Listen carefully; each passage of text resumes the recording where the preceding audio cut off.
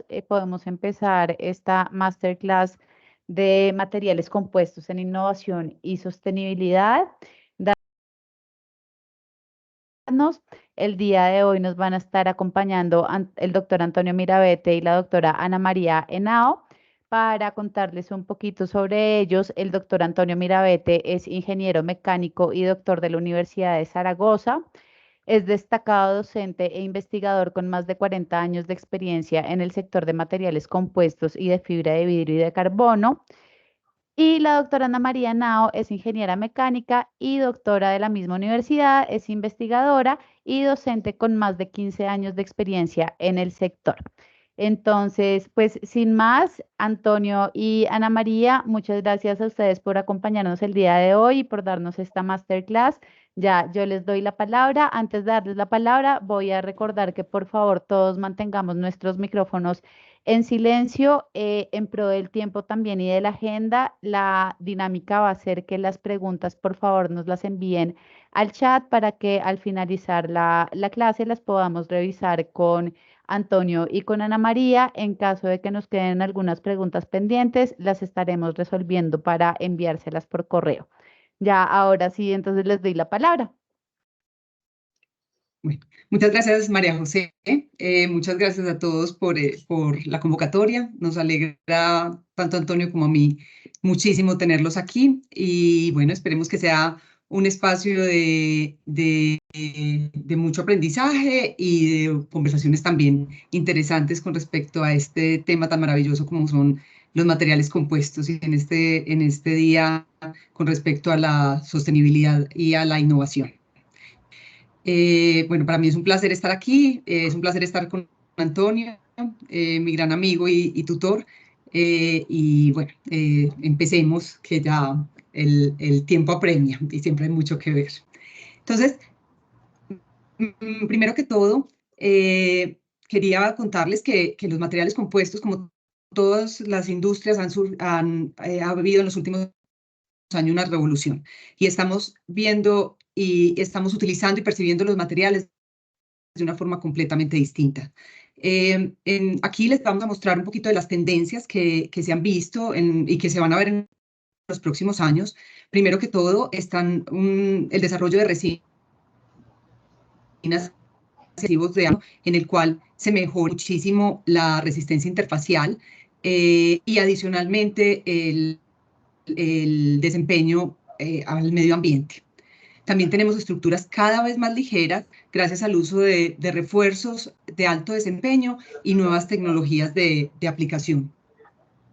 Los biomateriales, esto apunta directamente al desarrollo de resinas y refuerzos biodegradables que mejoren la sostenibilidad de los materiales compuestos. También estamos un gran auge de mejorar las propiedades mecánicas. Todo esto enfocado en conceptos de reutilización y reciclabilidad por la economía circular. Todo utilizando estos conceptos desde etapas muy tempranas de diseño y durante la fabricación de los productos. Los materiales compuestos inteligentes que nos permiten cambiar la forma y las propiedades gracias a estímulos externos como esfuerzos mecánicos. Adicionalmente, la fabricación aditiva o en general toda la parte de las nuevas tecnologías de fabricación está cambiando toda la forma de producir los materiales compuestos.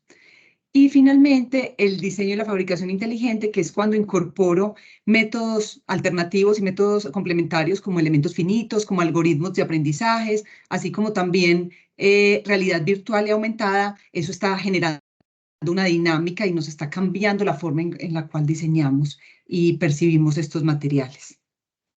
Entonces, enfocado en todas estas tendencias, Antonio y yo hemos diseñado este contenido para dar en esta masterclass. Lo de primero, pues Antonio va a empezar con avances en materiales compuestos sostenibles. Después vamos a continuar en las últimas innovaciones en fibras y resinas bio. Y por ejemplos de aplicaciones 100% bio. Eso apunta completamente sostenibilidad. Y por mi parte, en la segunda sección de la charla, nuevas tecnologías de fabricación, innovaciones en propiedades mecánicas, físicas y químicas y los desafíos y oportunidades que están aumentando en el sector. Bueno, le doy la bienvenida a Antonio. Adelante, Antonio. Muchas gracias, Ana María, María José, y muchas gracias a todos. Buenas tardes. Creo que estamos todos en el rango de horas de por la tarde. Para mí es un honor el compartir con ustedes un tiempo para hablar, en este caso, de materiales compuestos sostenibles y biomateriales. Pasamos a la siguiente. Bien, de materiales compuestos se habla muchísimo, ¿verdad? De que son muy resistentes, muy rígidos, tienen altas prestaciones, pero el reciclaje es algo que no se le ha prestado demasiada atención hasta que hemos empezado a fabricar piezas verdaderamente grandes, como pueden ser los fuselajes, las alas de los aviones o las palas eólicas, que las más recientes llegan a tener hasta 123 metros de longitud. Wind Europe espera que el año próximo tengamos 25.000 toneladas solo de palas de aerogenerador que lleguen al final de su vida operativa, con lo cual el reciclaje pasa a ser ya un problema mayor. Las resinas termoplásticas no resuelven el problema del reciclaje actualmente, a pesar de que calentando la resina termoplástica puede haber un cambio de estado. El separar y reutilizar las fibras y esa resina termoplástica es un tema que no está resuelto, con lo cual tenemos que ir a resina termoestable. Y en este aspecto, ¿qué métodos tenemos de reciclaje actualmente que estén disponibles? Pasamos a la siguiente. Podemos hablar de 4 grandes métodos: molienda, coprocesado, que serían los dos fundamentales. Pirólisis o orgólisis también son posibles, pero son más costosos y más difíciles de llevar a cabo. Pasamos a la siguiente, para hablar de molienda, que está relacionada con el sector de la infraestructura, de la construcción. Básicamente, ¿verdad? Aquí lo que hacemos es moler el material compuesto, de manera que tenemos un material en polvo de bajas prestaciones. Sin embargo, es más interesante desde el punto de vista estructural el coprocesado, porque aquí lo que hacemos es generar no polvo, sino generar módulos o clinker que ya tienen mucha más resistencia estructural y por lo tanto se utilizan en grandes estructuras. Es que no te escucho. Vamos a ver cómo se fabrica el clinker partiendo de la fibra de vidrio. Pasamos a la siguiente. Porque en el clinker, la materia prima, como pueden ver ahí, son básicamente todos silicatos con algún aluminato y ferrito aluminato, pero básicamente son todos silicatos y como bien se conoce, la fibra de vidrio es básicamente silicato. Por lo tanto, la fibra de vidrio encaja muy bien y de hecho se utiliza para la fabricación del clinker mediante coprocesado. Un esquema del coprocesado lo podemos ver aquí, donde a la izquierda vemos la entrada de la materia prima, que son, ¿verdad?, el material ya reciclado. Tenemos el precalentado y el precalcinado para entrar ya en la fase final del quemado, donde tenemos temperaturas hasta 2000 grados centígrados, con el material llegando hasta más de 1450 grados en 15 minutos. El resultado final son estos clinker, que como hemos apuntado se utilizan en aplicaciones de grandes prestaciones, como se ve en la siguiente diapositiva, donde podemos ver pues, autopistas, carreteras, rascacielos, grandes presas. Todas estas obras suelen estar realizadas con clinker, que como he apuntado puede fabricarse mediante fibra de vidrio, con lo cual el reciclaje, digamos que tiene vías de solución mediante molienda y sobre todo coprocesado, pero el volumen de fibra de vidrio es tan alto que no es una solución, no da de sí, no hay suficientes carreteras, no hay suficientes rascacielos o presas para absorber las miles y miles de toneladas que tenemos de material ya que no se va a utilizar. Por lo tanto, tenemos que entrar en la química de los materiales compuestos, porque vamos a ver qué solución se está ahora, digamos, poniendo de moda, ¿verdad? Como se sabe, se parte siempre de una fibra y de una resina y se termina con el laminado sólido, con la estructura ya curada. En la siguiente vemos cómo es la resina antes de ser procesada. Son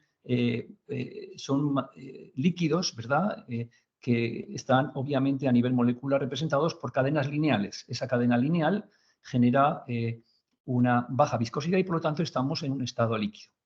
Cuando introducimos un catalizador a la resina, se activa un mecanismo puente, ¿verdad? Básicamente es estireno, que lo que hace, en el caso de poliéster, que es lo que hace conectar las cadenas moleculares lineales.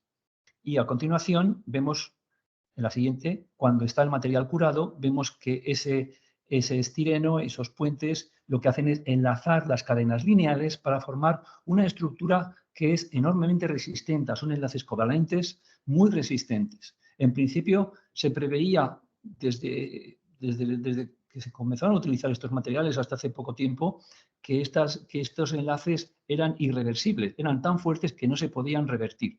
Sin embargo, pasamos en la siguiente para ver qué pasa con las resinas bitrímeras, que es un desarrollo relativamente reciente. Las resinas bitrímeras son unas formulaciones especiales de las resinas, tanto por epoxi, poliéster, vinilester, etcétera, que cuando la resina se calienta a temperaturas superiores a la tensión vítrea del material, los enlaces, ocurre una cosa muy curiosa, comienzan a intercambiarse rápidamente, la resina se ablanda y se pueden separar las fibras de la resina. Si vamos a la siguiente secuencialmente, pasamos varias, vemos cómo los enlaces se van cambiando dinámicamente, de manera que cuando tenemos una pieza de fibra de carbono, pasemos a la siguiente. La siguiente. Ahí. Cuando tenemos una pieza de carbono que ya no está en vida útil, que ya no tenemos ninguna aplicación para ella, lo que hacemos es introducirla en una solución. Esa pieza de fibra de carbono está realizada con una resina bitrímera, de manera que cuando esa solución ya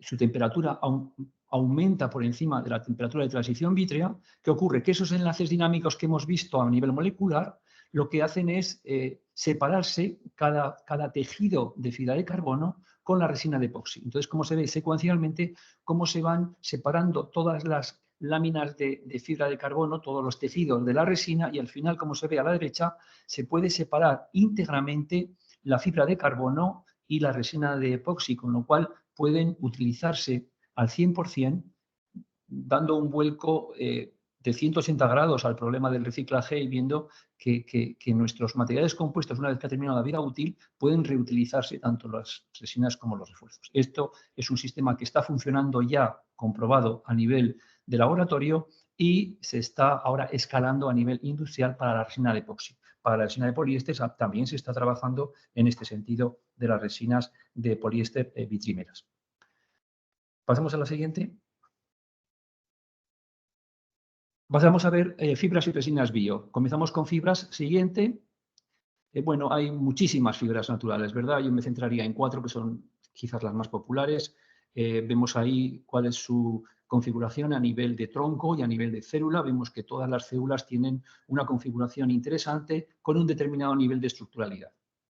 Veremos que el lino, el flax en inglés, es la más estructural y por tanto la más utilizada, aunque el kenaf y el hemp también se utilizan en mayor medida. El jute es menos utilizado, como vamos a ver ahora en la siguiente, cuando hablamos de las propiedades. Vemos ahí que el lino puede alcanzar hasta 1500 megapascales de resistencia a la tracción. A continuación el kenaf, casi con 1200. Finalmente el hemp con 900 y finalmente el jute con 800.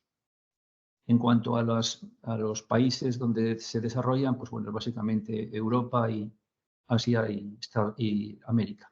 Pasamos a la siguiente para hablar ya de ejemplos concretos. Esto es una comparación entre las fibras de vidrio E, las más utilizadas, con fibras de lino.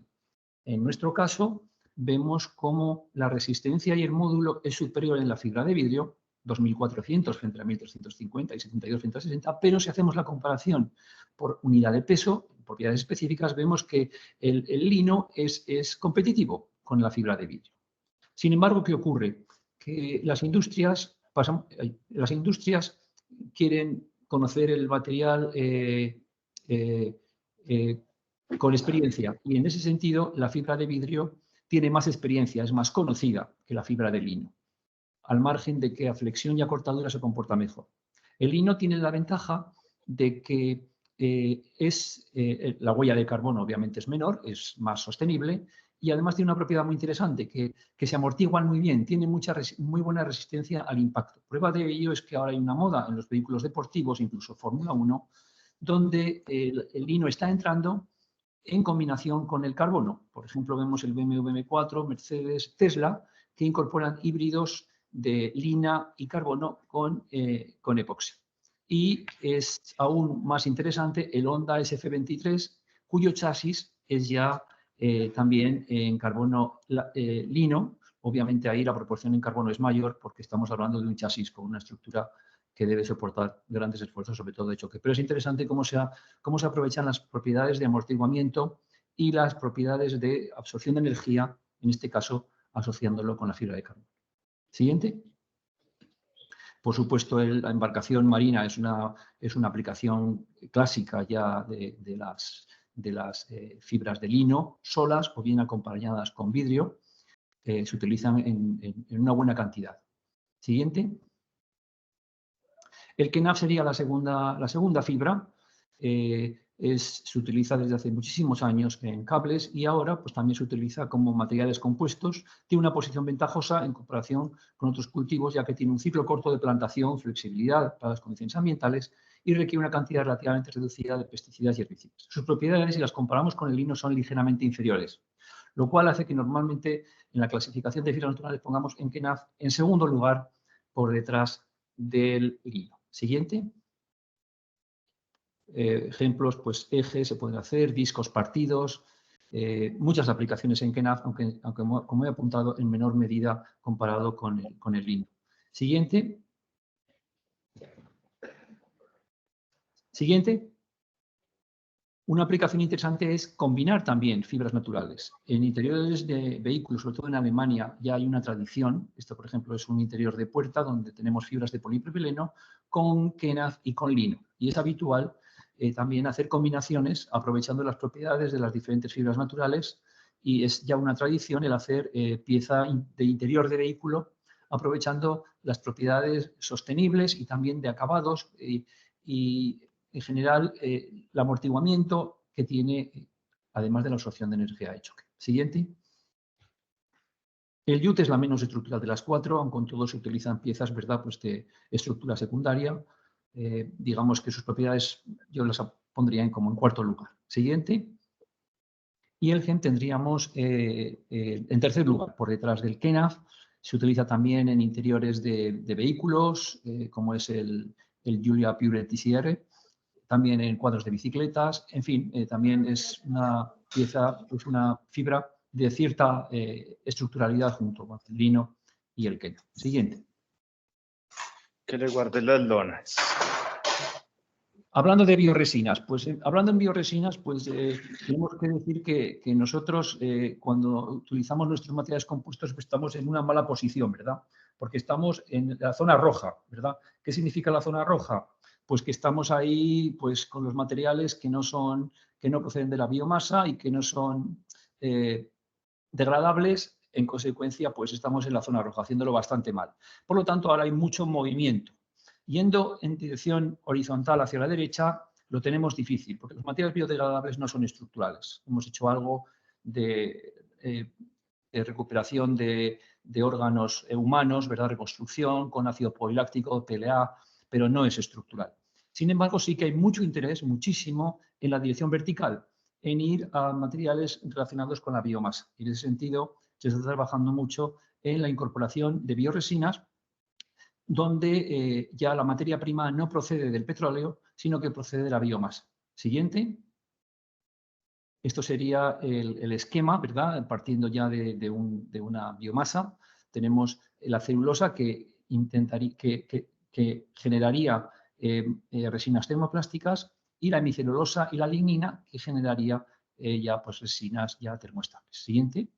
En el caso de la poliéster, las posibilidades están basadas en nuevas rutas, a partir siempre de la lignina, como la oxipropilación y obtención de biopoliéster, o rutas basadas en la síntesis de biocomponentes, como es el ácido terestálico, también a partir de la lignina. Es decir, que hay rutas alternativas al actual poliéster procedente del petróleo. Siguiente. En la epoxi también hay estrategias, por ejemplo, la formación del anillo del oxirano mediante la epoxidación de las insaturaciones de aceites vegetales y reacción con agente de curado proveniente de ácidos naturales o cardanol. En epoxi se está trabajando muchísimo en resinas bio. En la siguiente se puede ver ya cómo hay ya resinas comerciales. Sycomine es, digamos, una de las industrias líder con una gran gama de bioresinas. Llegan hasta ahora con hasta un 56% de contenido en peso en bio y un 44% en este caso sería procedente del petróleo. Guri también está en ese rango y Entropic Resins estaría un poquito por debajo. No dependen del petróleo, son potencialmente reciclables y son amigables con el medio ambiente. Sin embargo, en este momento el costo es alto y no se tiene la ventaja de ser una resina conocida, con lo cual se está, digamos, en proceso de implantación. En embarcaciones es un ejemplo clarísimo. Este es el Coastfly 86-2600, donde el material del deck y del casco estarían hechos ya con una resina que tiene un 38% basado en bio. Siguiente. Y esta empresa Sycomine tiene también incluso ya bioresinas resistentes al fuego, lo cual se abre también el campo de la infraestructura y de la construcción. Mi opinión es que las bioresinas tienen muchísimo futuro, tenemos que ir hacia allí cada vez aumentando los porcentajes de resina que sea bio, incluso yo sospecho que pronto llegaremos cerca del 100%, porque hay un gran interés por parte de las administraciones en utilizar materiales sostenibles y estas resinas que estamos hablando se están utilizando ya en aplicaciones estructurales y tienen unas propiedades similares, por no decir iguales, a las resinas de poliéster actuales. En el tema de fibras no soy tan optimista. Por supuesto, no va a haber sustituto a las fibras de carbono de aramida para nuestros aviones y nuestras estructuras espaciales porque son fibras de altas prestaciones, pero sí que para la fibra de vidrio, si el costo baja, sí que la fibra de líneo puede ser de interés. Siguiente. Aplicaciones 100% bio, hay poquitas, porque como he dicho, a día de hoy la mayoría tienen un porcentaje de estructura, digamos, no bio, pero siguiente, vemos, por ejemplo, un puente para bicicletas en Holanda, donde hay un puente de una distancia entre apoyos nada menos que de 22 metros, es decir, una estructura importante, donde tenemos un 80% de materiales bio, con lo cual es importante. E incluso en embarcaciones, en la siguiente tenemos ya un ejemplo donde tenemos ya 100%. Tenemos un sándwich con resina, con una espuma de PET reciclada y con unas láminas de fibra de vidrio y una resina bio. En este caso el EcoRacer 769 sí que sería ya 100% bio. Y lo más interesante a mi juicio pasa en la siguiente, donde la Universidad de Maine está haciendo ya casas por 3D printing, es decir, impresas, 100% bio. Son casas, este es el primer prototipo, es una casa de 60 metros cuadrados donde todo, suelos, paredes, techos, está realizado con fibras de madera y bioresinas. Siguiente.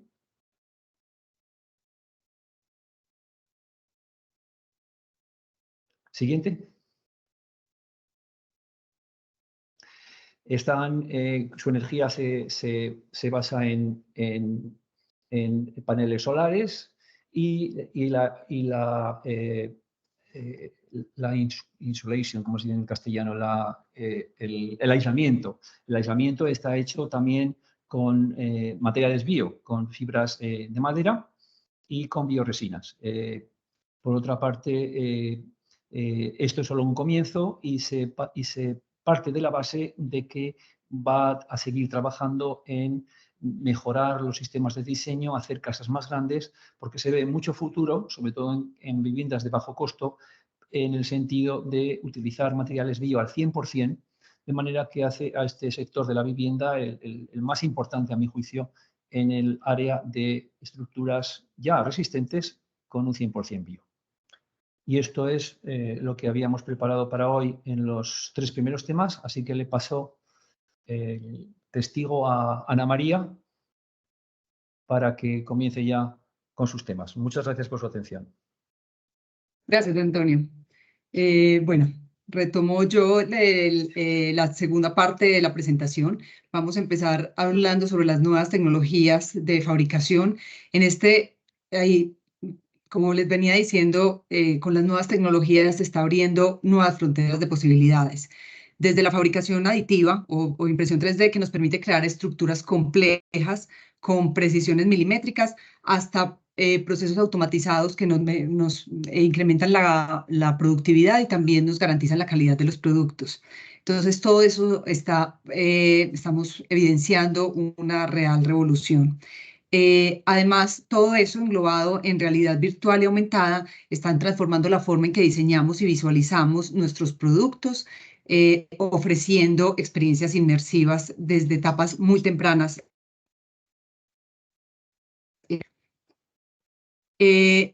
Empezando por la automatización de la producción, pues tenemos aquí dos procesos principalmente. Está el Automated Tape Laying, ATL, por sus siglas en inglés, y el Automated Fiber Placement, AFP, también por sus siglas en inglés. La diferencia entre estos dos es que el ATL utiliza unas cintas gruesas que se posicionan sobre un molde de forma automatizada a través de un robot. Y en cambio el AFP utiliza unas cintas más estrechas de 1/8 a media pulgada, que lo que me permiten es tener piezas más curvas. Aquí vamos a ver un video en cómo se aplica. Este es un brazo robótico. Ahí sobre pues en el brazo podemos ver las cintas de material preimpregnado. Estos son materiales generalmente es fibra de carbono preimpregnado, que se posiciona sobre un molde. Como les decía, el AFP se pueden hacer geometrías más curvas. Aquí lo vemos posicionando. Y aquí vemos cómo son esos rollos con cinta de fibra de carbono, fibra de vidrio preimpregnado, generalmente epóxicas, y cómo se posiciona. Después de este proceso de laminación, pasamos al autoclave, en donde vamos a curar y a compactar y a curar la pieza para obtener la pieza final. Estos son como unos procesos, estos son procesos que ya llevan varios años, y en los últimos años lo que hemos visto es la impresión 3D, y que se ha convertido en una realidad. Antes pensábamos que era una tecnología que iba a ser muy lentamente incorporada en los procesos productivos, pero lo que hemos visto es que se ha acelerado muchísimo. A continuación vamos a explicar más o menos los procesos principales de la impresión 3D. Uno es basado en radiación y el otro es basado en calor. En radiación se conocen como procesos de fotopolimerización BAT, y consiste en que en un baño de resina líquida fotopolimerizable vamos a tener también una luz ultravioleta o infrarroja que va curando capa por capa hasta formar la pieza en 3 dimensiones. Y el otro proceso es por calor, que es un proceso de extrusión en el cual un filamento de termoplástico se hace pasar por una boquilla y se va posicionando también sobre una plataforma hasta formar la pieza final. Estos son procesos de resina. Algunas veces se ha tratado de incorporar en estos procesos fibra corta, pero sin embargo, las propiedades mecánicas obtenidas no satisfacen las necesidades de los requerimientos de alto desempeño, por lo cual pues se están llevando últimamente varios desarrollos. Por ejemplo, el que vamos a ver aquí. Esto es una empresa en que ellos querían, se llama Continuous Fiber, Continuous Composites, y ellos lo que quieren es sobrepasar las dificultades que se tienen en las impresiones 3D, como son las bajas propiedades mecánicas, como también la limitación en tamaño, y también superar algunas limitaciones de los materiales compuestos, de los métodos de fabricación de materiales compuestos tradicionales. Entonces aquí utilizamos fibras convencionales, fibras pues de alto desempeño, fibras de vidrio, carbono, Kevlar, y adicionalmente puedo también utilizar otras fibras funcionales. Y la gran ventaja es que no necesitan molde. Él utiliza una resina fotopolimerizable que va curando al momento que va pasando. Entonces ahí vemos cómo se carga la fibra, se carga la resina y él va siendo enlaminado sin necesidad de molde. Eso me da una gran flexibilidad en cuanto a geometrías, en cuanto a tamaños. Me mejora muchísimo la calidad de los productos y adicionalmente la productividad. Entonces,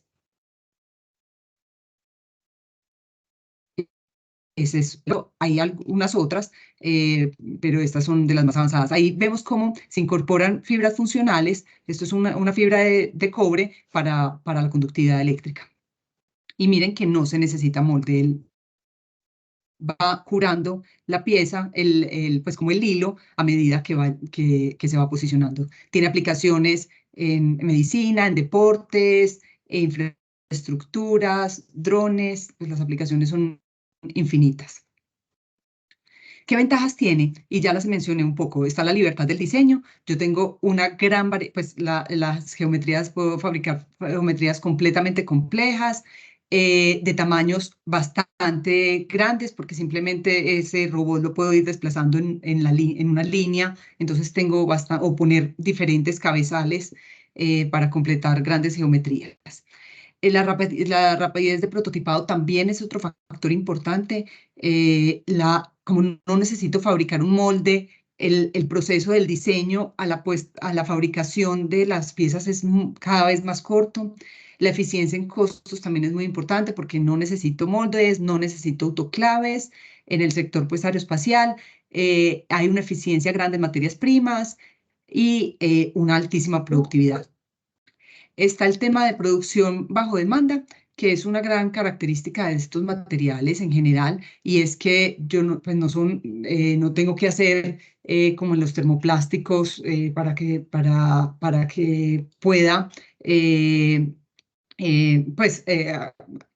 mejorar el costo. Tengo que hacer muchas piezas. Aquí hago la producción bajo la demanda y sobre todo mucho más rápido y más económico porque no necesito moldes. Y la producción localizada es una de las grandes ventajas en general de la impresión 3D, ya que yo puedo fabricar las piezas prácticamente in situ. Solo necesito la importación de materias primas y eso es una gran ventaja de la impresión 3D. Entonces, bueno, aquí algunos ejemplos de aplicaciones que ya habíamos hablado. Y todo esto, como les había dicho, está acompañado por procesos por tecnologías de realidad virtual y aumentada. Y eso está cambiando completamente la forma en que estamos diseñando las piezas y cómo desde etapas muy tempranas puedo observar mejoras o puedo incluso identificar defectos en los diseños. Entonces ya no solo es a nivel de pieza, que se pueden hacer también de realidad virtual, sino también a nivel de planta. Yo en lugar de invertir, pues antes de invertir para una planta productiva, se hace un proceso de simulación en realidad virtual y entro a las plantas en donde se puede ver, mejorar el diseño y ver posibles problemas que se puedan. Hay varias aplicaciones muy interesantes. Esta es una de las que más me ha llamado la atención. Esta es una herramienta de realidad aumentada en la cual al operario se le dice en qué dirección debe posicionar el refuerzo. Entonces, eso evita muchísimos problemas en cuanto a los productos e incrementa también la productividad porque simplemente es una guía, él te va guiando sobre dónde y cómo debes posicionar el siguiente refuerzo. Esta empresa, Lockheed Martin, está haciendo laboratorios virtuales en los cuales a las piezas, como les estaba diciendo, sino también a las plantas productivas. Y esta solución de InFactory Solution son unas gafas de realidad aumentada en la cual los operarios pueden identificar dónde hay defectos sobre la superficie y también les va indicando cómo se deben reparar. Entonces, en sentido, pues es una ayuda increíble para los operarios, porque nos ayudan a, pues, a guiar también, no solo a identificar precisamente dónde está el defecto de la pieza, sino también qué pasos tiene que seguir el operario para mejorarlos.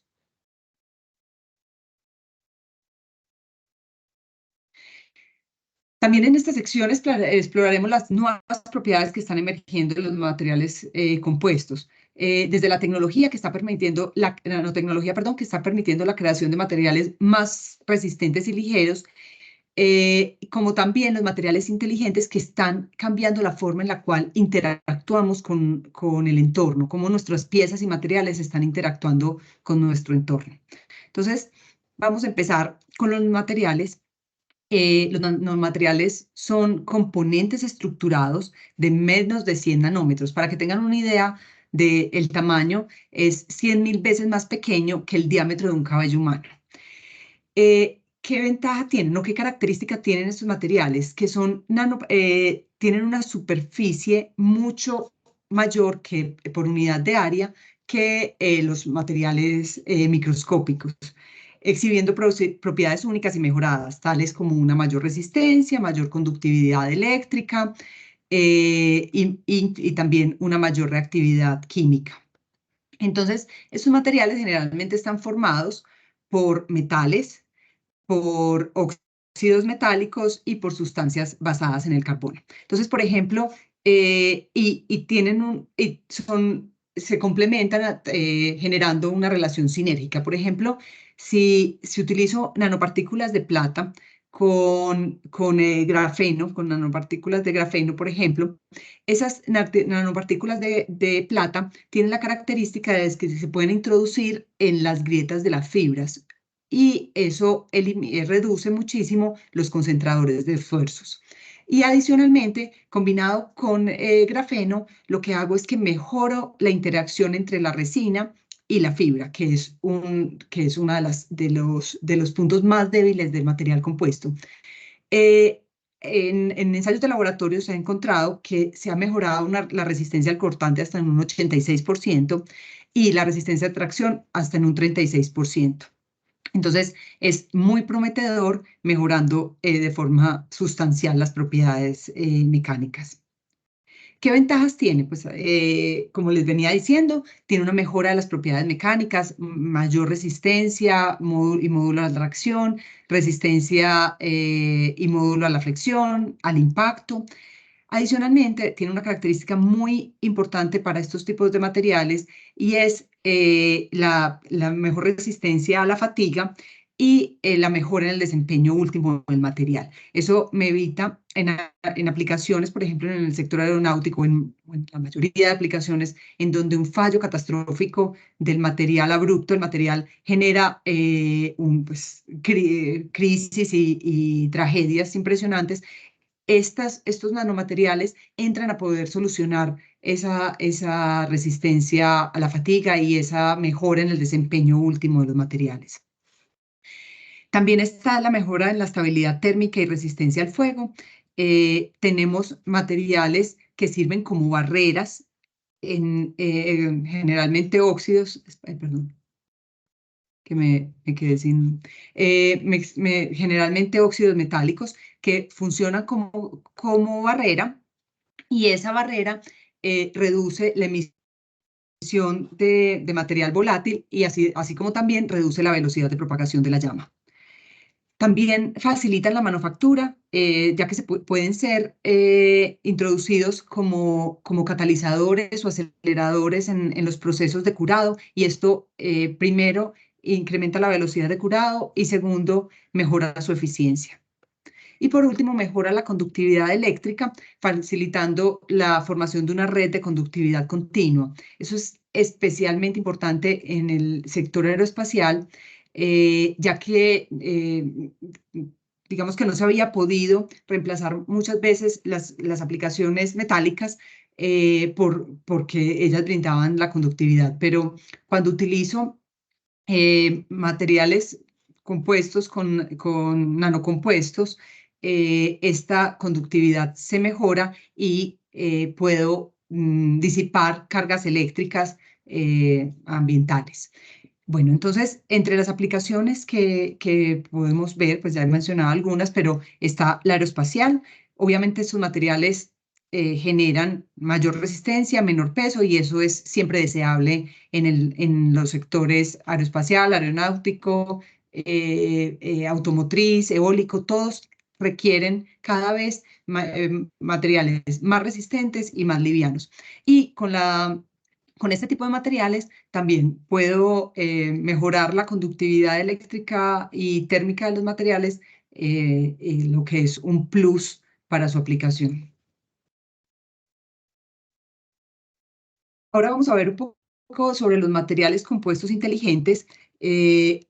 Principalmente, pues hay que destacar que un material compuesto, por ejemplo, reforzado con fibra de carbonos continuas, ya son inteligentes intrínsecamente porque ellos son capaces de conducir electricidad. Entonces ellos pueden por sí mismos detectar si hay algún fallo o algún daño en la estructura, porque hay un cambio en la resistividad eléctrica del material. Entonces, esa es una gran aplicación para estos materiales, y adicionalmente, cuando estos materiales son combinados con fibras funcionales, por ejemplo, aleaciones de forma, yo puedo darle unas propiedades distintas a estos materiales, y los cuales, al interactuar con el entorno o con cargas o con factores externos que yo estoy aplicando sobre el material, van a cambiar su comportamiento. Entonces aquí tenemos un material con memoria de forma, el cual cuando le aplico calor se deforma, y dejo de aplicar calor y él vuelve a su estado natural. Entonces, estos son aleaciones con memoria de forma, los cuales se están aplicando actualmente en estructuras arquitectónicas, pues en muchas aplicaciones, pero aquí les traigo en estructuras arquitectónicas. Este es un techo, una estructura que todas esas aberturas que vemos en la parte superior se pueden abrir o cerrar dependiendo de la temperatura exterior. Entonces, incorporando este tipo de aleaciones con memoria de forma, ellas se abren o se cierran dependiendo del clima, dando un confort al interior de la estructura. Entonces, como les decía anteriormente, esto está cambiando radicalmente cómo interactuamos nosotros y nuestras piezas, las piezas que fabricamos, con el entorno. Bueno, en cuanto a los desafíos, en general, identificamos que el costo sigue siendo un gran desafío, aunque los materiales compuestos ofrecen ventajas en términos de peso, resistencia y diseño, a menudo tienen un costo inicial más alto en comparación con materiales convencionales. Entonces es necesario reducir el costo de estas inversiones, sobre todo estas inversiones de nuevas tecnologías, para incrementar la productividad y la calidad de las piezas. El reciclaje, como Antonio lo había mencionado, es todavía, pues se están desarrollando, pero la velocidad de implementación no corresponde a las necesidades que tiene el mercado. Entonces, todavía es un gran desafío para que tenemos que sobrepasar. En cuanto a los procesos de fabricación, como decía, pues como muy relacionado con los costos, hay procesos complejos. Para obtener piezas de altísimo desempeño necesitamos inversiones altas, y sobre todo mejorar la eficiencia de estos procesos y reducir el tiempo de fabricación. En cuanto a las propiedades mecánicas, tenemos que en los materiales compuestos una altísima relación resistencia-peso. Sin embargo, tenemos temas todavía por mejorar, como son la resistencia a la fatiga, y también el comportamiento al entorno, ¿cierto? Que siempre se ve degradado. Y en cuanto a a la industria 4.0 tenemos dos temas muy importantes. Uno es para la adecuada implementación de estas tecnologías, necesitamos mejorar muchísimo la interfaz de usuario. ¿Eso en qué consiste? En que sea tecnología amigable con los operarios o amigable con todo el proceso productivo. Y adicionalmente la integración de datos también es clave, ya que necesitamos tomar datos de toda la cadena productiva y poder hacer un análisis sobre ellos para poder mejorar nuestros procesos. En cuanto a oportunidades, la innovación sigue siendo clave. Estos materiales son muy versátiles, lo cual nos da un punto a favor en este tipo en muchísimas aplicaciones.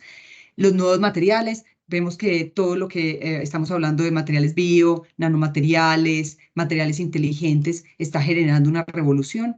En tema de sostenibilidad, aunque hay muchas cosas todavía por resolver, al ser unos materiales tan resistentes y tan ligeros, nos permiten en aplicaciones donde el consumo de combustible es clave, mejorar, pues son la solución sostenible a otros materiales como los metales. Y en el tema de fabricación avanzada, también todas estas tecnologías nos van a permitir mejorar la productividad, mejorar la calidad y también la complejidad de las piezas. Bueno, esto era el contenido que teníamos para compartirles. Espero que haya sido de su agrado. Estos son la información de nuestros contactos. Ahí está pues están los correos electrónicos, los LinkedIn y también está el contacto por WhatsApp. Yo creo que podemos empezar con la sesión de preguntas. Antonio, no sé si quieres agregar algo más. No, nada más. Como tú has apuntado, si alguien tiene interés en conocer en más detalle, esto evidentemente ha sido una presentación superficial, hemos tocado muchos temas en poco tiempo, no queríamos robarles su valioso tiempo y estamos a su disposición en los correos electrónicos que tienen en la pantalla para cualquier otra pregunta, observación, preocupación, comentario, etc. Bueno, María muchas José, gracias. ¿tenemos preguntas, María José? Sí, entonces muchas gracias por esta presentación tan interesante. Acá les voy a leer algunas de las preguntas que tenemos y de una vez recordarles a las personas que nos acompañan que nos pueden ir dejando sus preguntas en el chat, por favor.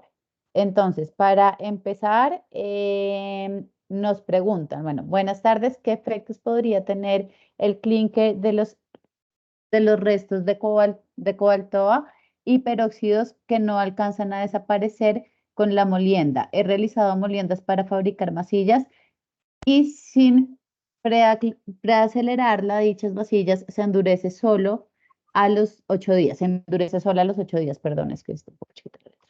Bueno, el tema es que hay que sacar adelante la fibra de vidrio, ¿verdad? Y bueno, los procesos de resinas vitrímeras son muy recientes. Entonces, hasta prácticamente ahora, como hay que sacar adelante las enormes cantidades de fibra de vidrio que está siendo ya desperdicio, ¿verdad? Que ya no es vida útil, pues obviamente se va al tratamiento mecánico. Lo que ocurre es que la molienda, bueno, pues en realidad no es un refuerzo. Lo que se hace es meter la molienda pues prácticamente como volumen, ¿no? Cuando hay que hacer, por ejemplo, un refuerzo de carreteras, pues se introduce resina, fibra molida, pues para llenar un volumen, pero no tiene propiedades estructurales. Sin embargo, el clinker, claro, el clinker ya es un volumen que es duro, que es resistente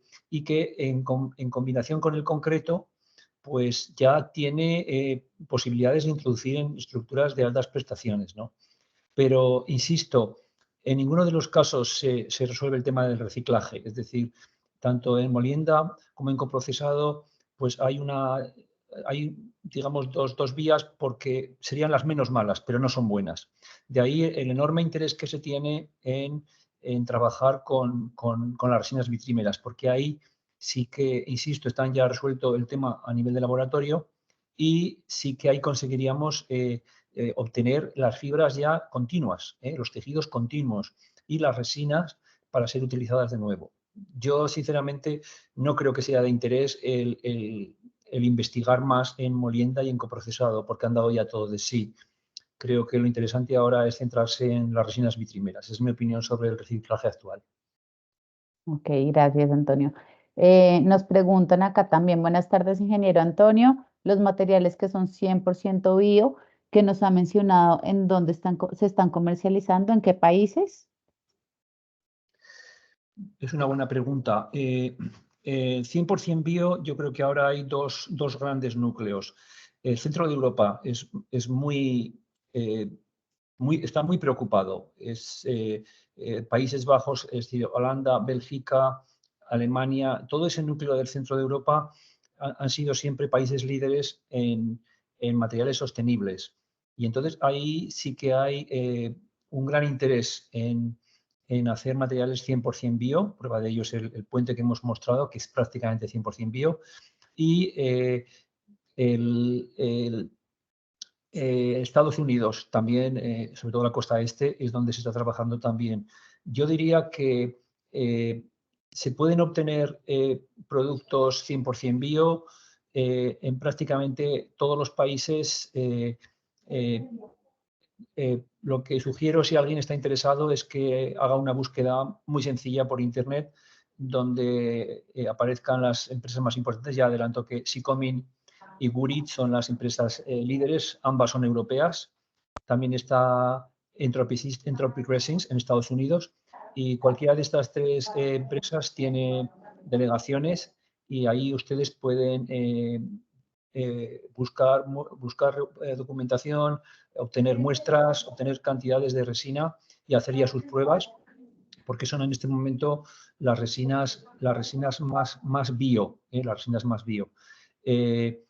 Desde el punto de vista de fibras, pues bueno, hemos visto ya la madera. La madera es la fibra más utilizada en estructuras 100% bio, que es las fibras que está utilizando la Universidad de Maine, que hoy por hoy es la líder en estructuras 100% bio, en este caso en el sector de la vivienda. Ok, muchas gracias, Antonio. Listo. La siguiente pregunta es sobre ya la impresión 3D. Entonces dice, la impresión 3D de estas piezas, la resistencia mecánica, en la impresión 3D de estas piezas, la resistencia mecánica es mayor o menor a los métodos tradicionales. Bueno, dependiendo de los métodos tradicionales que hablemos, pero esta impresión 3D está enfocada en el sector aeroespacial, es como respuesta al sector aeroespacial, en donde las prestaciones mecánicas son muy altas. Entonces, sí, las propiedades mecánicas que se obtienen incluso pueden ser mejores que obviamente que una laminación manual, que una infusión, y tiene pues la versatilidad de geometrías bastante complejas. Pero la respuesta es sí, sí se incrementan las propiedades mecánicas con respecto a Gracias. estos procesos. Gracias, Ana. Acá también hay otra pregunta sobre 3D y es, buenas tardes, ¿estos procesos de 3D es únicamente para termoplásticos y epóxicas o también para termofijos? Sí, bueno, es para termoestables. El proceso que les mostré, o sea, los dos procesos iniciales que les mostré, tanto el de fotopolimerización como el de extrusión, esos son resinas solas. Para el de fotopolimerización son resinas termoestables, y el de extrusión generalmente son resinas termoplásticas, y ese es el proceso más utilizado en impresión 3D, porque es muy económico y muy fácil de utilizar. En los procesos, ¿qué pasaba? Estas propiedades no alcanzan el alto desempeño. Necesito la incorporación de resinas termoestables con fibras continuas. Y es ahí donde la aproximación de Continuous Composite da respuesta a esa necesidad que existe. Entonces, en ese proceso es una resina termoestable con fibras de carbono o de vidrio funcionales continuas. Gracias, Ana. Bueno, para continuar nos preguntan, a nivel general, ¿qué puede decirse de técnicas de funcionalización de materiales biológicos como fibras agroindustriales para ser incorporadas en matrices orgánicas poliméricas o matrices inorgánicas? ¿Puedes repetir la pregunta, que es un poco larga, por favor? A nivel general, ¿qué puede decirse de técnicas de funcionalización de materiales biológicos como fibras agroindustriales para ser incorporadas en matrices orgánicas poliméricas o matrices inorgánicas? Bueno, funcionalización de fibras bio. A mi juicio, la funcionalización de fibras bio estaría asociada siempre a resinas poliméricas, es decir, resinas orgánicas. De hecho, ha sido uno de los puntos de más preocupación en el desarrollo de fibras y de bioresinas, el tema de la interfase fibra matriz. Entonces, a día de hoy creo que se ha resuelto que la funcionalización funciona a nivel bio siempre que las fibras estén asociadas a matrices termoestables, es decir, aprovechar los enlaces covalentes de la funcionalización típica de resinas, ¿verdad? Ya sea mediante introducción por ejemplo, funcionalizaciones de tipo epoxídico o, en el caso de la fibra de vidrio, mediante los típicos puentes vidrio-resina, es decir, siguiendo las funcionalizaciones de las resinas y fibras convencionales procedentes del petróleo, se han obtenido unas buenas propiedades. Pero insisto, yo creo que siempre tenemos que unir las fibras bio con resinas orgánicas. Resinas inorgánicas creo que sería mucho más difícil. Creo que hay que centrar en fibras bio con resinas termoestables y poliméricas.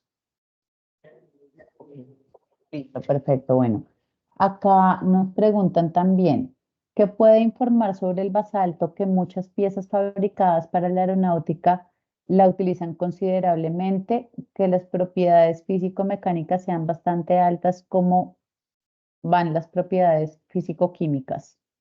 Es una buena pregunta. Es una buena pregunta. Efectivamente, el basalto es una fibra de características similares a la fibra de vidrio. Posiblemente, estoy de acuerdo con la pregunta, posiblemente superiores. También tienen menor huella en carbono, con lo cual son más sostenibles, con lo cual hay varias ventajas de la fibra de basalto frente a la fibra de vidrio en términos de propiedades y de prestaciones. Sin embargo, apenas se utiliza, por lo que he apuntado ya en varias ocasiones durante mi presentación, que normalmente las industrias tienen miedo a cambiar. La fibra de vidrio es una fibra absolutamente conocida desde hace ya, no sé, pues 80 años. Y bueno, funciona bien, tiene un costo reducido y bueno, cuando a una industria se le plantea otro tipo de fibra, uno tiene miedo a cambiar, a no ser que hubiera una diferencia sustancial, que no las hay. Porque, insisto, hay un cierto aumento de propiedades del basalto frente al vidrio, pero es un aumento, digamos, mínimo, es un aumento reducido. Y por otra parte, hay también desventajas desde el punto de vista del costo. El costo del basalto es más alto que el vidrio, según mis noticias. Y finalmente se ha registrado también problemas de dispersión de una mina a otra, así como el vidrio se tiene unas propiedades perfectamente definidas con unas desviaciones típicas muy bajas. En el caso del basalto hay más desviaciones, lo cual siempre genera problemas en la etapa de cálculo y de diseño. En consecuencia, la fibra de basalto tiene propiedades físico-químicas, tiene propiedades mecánicas un poco más elevadas que el vidrio, pero tiene también desventajas, por lo tanto hace que su utilización sea residual. Perfecto, Antonio. No sé, ya son las 4:02, no sé si tienes tiempo para un par de preguntas más o las resolvemos por correo. Las dejamos mejor por correo, ¿de acuerdo? Listo, perfecto. Entonces, estas preguntas que nos quedaron por resolver acá se las vamos a pasar a Antonio y Ana María para que nos ayuden con las respuestas. Se las vamos a estar enviando al correo por cuestión de tiempo, porque Antonio también tiene un compromiso ahorita. Entonces, agradecerles a todos por su participación. La sesión está siendo grabada, entonces la vamos a compartir a los correos que nos mandaron el registro y también la vamos a compartir en el canal de YouTube de Almaco. Entonces, pues nada, muchas gracias a todos por acompañarnos y los esperamos en una próxima sesión. Muchas gracias, Antonio y Ana, por esta clase tan interesante. Muchas gracias. A todos. Saludos Gracias, cordiales. Antonio. Gracias, María José, por el Gracias. espacio. Excelente, que no se olviden de volverlo a realizar.